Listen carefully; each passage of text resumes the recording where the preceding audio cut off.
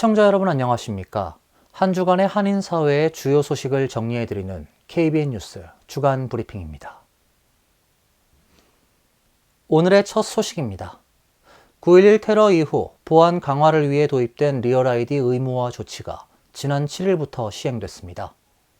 국내선 항공기 탑승이나 연방기관 출입 시 반드시 리얼 아이디를 소지해야 하며 만약에 없을 경우 여권이나 영주권 등 다른 추가 신분증을 제시해야 합니다. 연방교통안전청은 오늘부터 국내선 항공편 탑승과 연방정부 건물 출입 시 신분 확인 수단으로 리얼 아이디를 의무화하는 조치가 시작됐다고 밝혔습니다. 만약 신분증으로 제시하는 운전면허증이 리얼 아이디가 아닐 경우는 반드시 여권이나 영주권 등 다른 규정에 맞는 신분증을 소지해야만 합니다. 리얼 아이디 운전면허증은 상단 오른쪽에 별표가 표시되어 있습니다. 리얼 아이디 규정을 충족하는 신분증이 없다고 비행기 탑승이 무조건 거부되는 것은 아닙니다. 크리스티 놈 연방국토안보부 장관은 공항에서 신분 증명을 위해 리얼 아이디가 아닌 일반 운전면허증 등을 제시할 경우 추가 신원 확인 과정을 통해 비행기 탑승은 가능하다고 밝혔습니다. 그러나 리얼 아이디나 여권이 없을 경우 추가 보안 검색을 거쳐야 하는 번거로움이 발생하는 것은 물론 심사관의 판단에 따라 탑승이 거부될 수 있습니다. 18세 미만은 기존처럼 국내선 비행기 탑승 시 신분증 제시가 요구되지 않습니다. 지난 2005년 제정된 리얼 아이디법은 2001년 9.11 테러 이후 테러리스트나 범죄자가 신분증을 위조 또는 도용하지 못하도록 각 주 정부가 연방 정부 기준에 맞춰 각종 신분증을 발급하도록 규정하는 내용으로 시행 연기를 거듭한 끝에 제정된 지 20년 만에 현실화됐습니다. 다만 리얼 아이디 발급을 위해 지나치게 긴 대기 행렬이 여전히 큰 문제로 꼽히고 있습니다. 각 주 차량국의 리얼 아이디를 발급받으려는 수요가 몰리면서 차량국 사무실 방문 예약조차 어려운 상황이 해소되지 않고 있습니다. 뉴욕 컬럼비아 대학교 캠퍼스에 헬멧과 진압복 차림의 경찰들이 교내 도서관에서 시위하던 학생들을 끌어내는 작전을 펼쳤습니다. 대학 측은 시위대에게 수차례 신분증 제시와 퇴거를 요청했지만 거절당했다며 결국 경찰에 도움을 요청했다고 밝혔습니다. 소셜미디어에는 뉴욕 경찰이 길게 줄을 서서 컬럼비아 대학 도서관 안으로 진입하는 장면들이 올라왔습니다. 몇 시간 전 대학생들이 학내 경찰들의 봉쇄를 뚫고 건물 안으로 강제 진입해서 커다란 팔레스타인 깃발과 다른 깃발들을 열람실 안에 서가에 걸어놓고 시위를 시작했고, 일부 시위대는 도서관 내부의 액자에 든 그림 위에 컬럼비아는 타오를 것이다란 글씨를 써놓기도 했습니다. 또 다른 동영상에는 캠퍼스 경찰들이 시위 학생들이 도서관 안으로 들어가려는 것을 막는 장면, 양측이 서로 밀쳐내면서 상대방을 강제로 막으려고 몸싸움을 하는 장면도 들어있습니다. 경찰 대변인은 어젯밤 발표한 성명에서 컬럼비아 대학에서 몇 명이나 체포됐는지 그 숫자는 알려줄 수가 없다고 밝혔습니다. 하지만 현장에 있던 한 취재 기자가 촬영한 동영상엔 도서관 안에서 30여 명의 학생들이 두 손을 뒤로 묶인 채 끌려 나오는 등 최소 80명이 구금된 것으로 확인됐습니다. 클레어 쉬프먼 컬럼비아대 총장 대행은 어젯밤 발표문에서 도서관 열람실 안에 숨어있던 시위대에게 여러 차례 신분증 제시와 퇴거를 요청했지만 거절당했다고 말했습니다. 에릭 아담스 뉴욕시장은 경찰관들의 캠퍼스 진입은 불법 침입자들을 퇴거시키기 위한 작전이었다고 말했습니다. 캐시 호컬 뉴욕 주지사도 누구에게나 평화롭게 시위할 권리는 있지만 폭력과 파괴, 재산 손괴 같은 행동은 도저히 용납할 수 없다고 말했습니다. 시위대 진압 과정에서 캠퍼스 공공안전 경찰관 2명이 부상당한 것으로 알려졌습니다. 트럼프 행정부가 불체자의 자진 출국을 독려하기 위해 스스로 출국하는 불체자에게 항공권과 함께 $1,000를 보상합니다. 국토안보부는 자진 출국이 체포를 피하는 가장 안전한 방법이라며 앞으로 합법적으로 미국 재입국이 가능할 수도 있다고 설명했습니다. 국토안보부는 어제 보도자료를 통해 자진 출국하는 불체자에게 항공권과 함께 $1,000를 지급한다고 밝혔습니다. 대상자는 CBP가 운영하는 앱을 통해 자진 출국을 선택한 불법 체류자입니다. 이들은 여행비 지원과 함께 귀국이 확인된 이후 $1,000의 보조금도 받게 된다고 국토안보부는 밝혔습니다. 이 조치에 따라 전임 바이든 행정부 임기 중 불법으로 입국한 주민이 시카고에서 온두라스로 가는 항공권을 받았다고 국토안보부는 밝혔습니다. 자진 귀국을 위한 항공권은 추가로 예약돼 있다고 국토안보부는 설명했습니다. 국토안보부는 이 방식을 통해 불법 체류자가 자진 출국할 경우 미국 정부가 추방하는 것보다 70% 적은 비용이 소요될 것으로 전망했습니다. 불법 체류자 추방에는 1인당 평균 17,121달러가 든다고 국토안보부는 밝혔습니다. 국토안보부는 또 CBP 앱을 통해 자진으로 출국하는 불법 체류자는 ICE를 접촉하지 않아도 되며 미래에 미국에 합법적으로 재입국하는 것이 가능할 수도 있다고 설명했습니다. 크리스티 놈 국토안보부 장관은 만약 불법으로 미국에 있다면 자진 출국은 체포되는 것을 피하면서 가장 안전하고 비용이 적게 드는 최선의 방법이라고 말했습니다. 연방정부가 ICE를 비롯한 이민단속 기관들의 유학생 체류신분 박탈 권한을 대폭 확대하는 새로운 지침을 내놨습니다. ICE가 보다 신속하고 광범위하게 추방 조치를 취할 수 있게 되면서 많은 유학생들이 학위를 제대로 마칠 수 있을지에 대해 크게 우려하고 있습니다.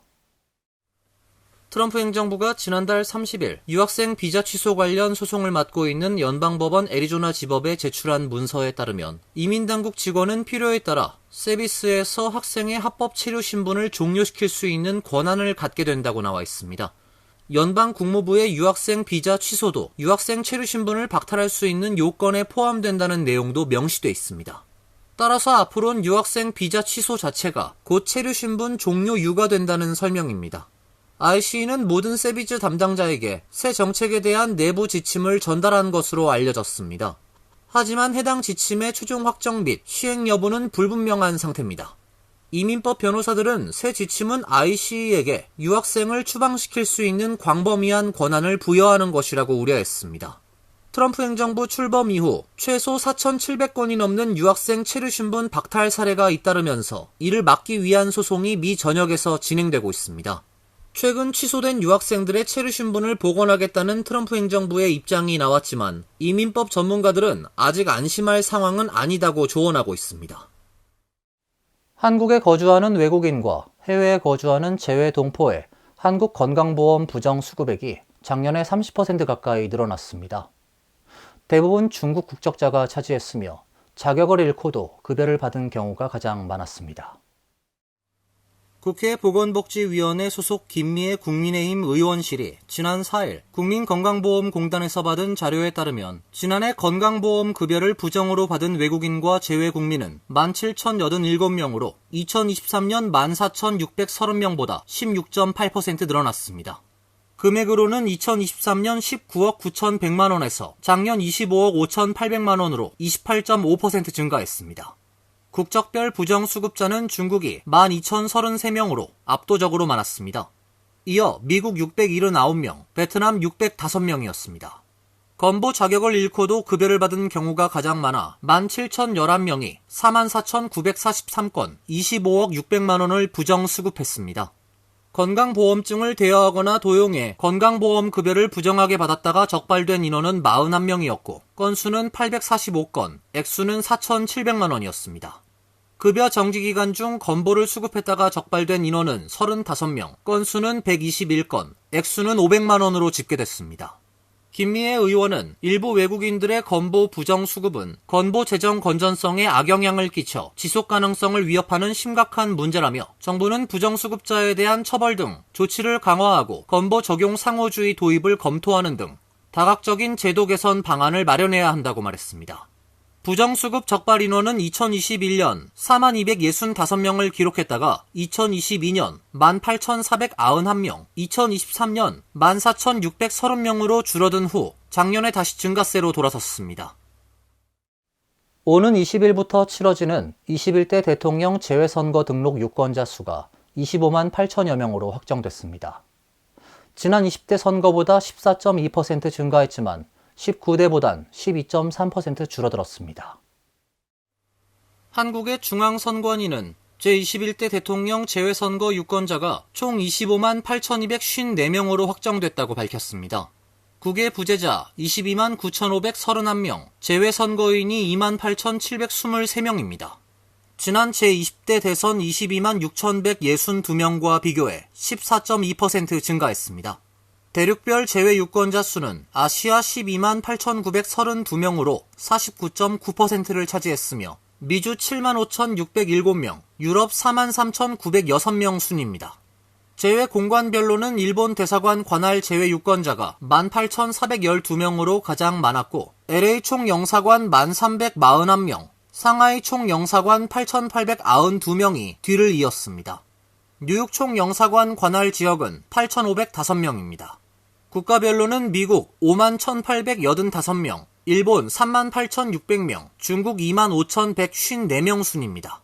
이번 대선 재외투표는 이달 20에서 25일 뉴욕 총영사관을 포함한 전 세계 182개 재외공간 투표소에서 매일 오전 8시부터 오후 5시까지 실시됩니다. 재외선거인 명부에 등재됐으나 재외투표를 하지 않고 귀국한 유권자의 경우 선거일 전 8일 전인 이달 26일부터 선거일인 내달 3일까지 한국 내의 주소지 또는 최종 주소지를 관할하는 구, 시, 군 선관위에 신고한 뒤 내달 3일 본투표에서 투표할 수 있습니다. 재외투표지는 외교 행랑을 통해 한국으로 회송돼 국회 교섭단체 구성 정당이 추천한 참관인이 입회한 가운데 등기 우편으로 관할 선관위로 보내지고 투표 종료 후 한국 내 투표와 함께 개표됩니다. 앞으로 재외동포들이 한국에서 머무는 동안 한국 운전면허증 재발급 및 갱신이 한결 편리해집니다. 재외동포청은 어제 서울 광화문 소재 재외동포 서비스 지원센터에서 운전면허증 재발급 및 갱신 전담 서비스를 제공한다고 밝혔습니다. 그동안 시범 운영되었던 운전면허 전담 창구 서비스를 정식 운영하기로 한 것입니다. 현재 미국 등 해외에 체류 또는 거주하는 한국인은 한국 운전면허증 재발급 또는 갱신 등을 재외 공간을 통해 처리하고 있습니다. 하지만 서울에 있는 재외동포 서비스 지원센터에서 전담 서비스를 제공하게 되면 한국에서 머물거나 거주하는 재외동포들은 보다 편리하게 한국 운전면허 재발급 및 갱신 서비스를 이용할 수 있게 됩니다. 운전면허 전담 창구에서는 적성 검사를 제외한 1종 운전면허 재발급, 2종 운전면허 갱신 재발급이 가능합니다. 또 운전면허 취득 절차, 외국 면허 교환 발급 등 기타 운전면허 관련 상담을 제공합니다. 올 가을 학기부터 뉴욕 주내 모든 학교에서 스마트폰 사용이 전면 금지됩니다. 학생들의 학습 집중력 향상과 정신건강 증진을 목표로 하며 이를 통해 사이버 괴롭힘 감소, 학업 성취도 향상 등의 효과를 기대하고 있습니다. 캐시 호컬 뉴욕 주지사는 지난 6일 2025에서 2026 학년도가 시작하는 9월부터 교내 스마트폰 사용을 금지하는 벨투벨 정책을 시행한다며 이제 뉴욕주는 수업 시간 내내 스마트폰 사용을 제한하는 주가 됐다고 밝혔습니다. 지난달 말 호컬 주지사와 뉴욕 주의회가 잠정 합의한 예산안엔 호컬 주지사가 추진하던 교내 스마트폰 사용 금지 정책이 포함됐습니다. 뉴욕주는 다음 회계연도에 정책 시행을 위한 자금 1,350만 달러를 투입하기로 했으며 이 자금은 잠금 파우치 및 스마트폰 보관 사물함 구입 등 각 학교의 스마트폰 보관 방법 마련을 위해 쓰이게 됩니다. 새 정책이 시행되면 학생들은 수업 및 점심시간, 자율학습 시간 등을 포함해 시작종이 울릴 때부터 하교종이 울릴 때까지 교내에서 스마트폰 및 태블릿, 스마트워치 등 인터넷에 연결되는 개인 기기를 허가 없이 사용할 수 없게 됩니다. 학교는 학교 때까지 스마트폰을 보관할 수 있는 자체 계획을 개발해야 하며 필요할 경우 학부모가 자녀와 연락할 수 있도록 비상 연락 체계를 마련해야 합니다. 다만 의료적 필요가 있거나 학업 목적의 언어 번역이 필요한 학생 등 예외적인 경우에는 사용이 허용되며 인터넷 기능이 없는 휴대폰은 사용 가능합니다. 또 개인 기기가 아닌 학교가 수업을 위해 제공하는 노트북, 태블릿 등은 계속 이용할 수 있습니다. 현재 플로리다, 인디애나, 루이지애나, 오하이오 등 6개 주는 뉴욕주에 앞서 교내 스마트폰 사용 금지 정책을 시행하고 있습니다. 이상으로 KBN 뉴스 주간 브리핑을 마칩니다. KBN과 함께 즐거운 주말 되시길 바랍니다.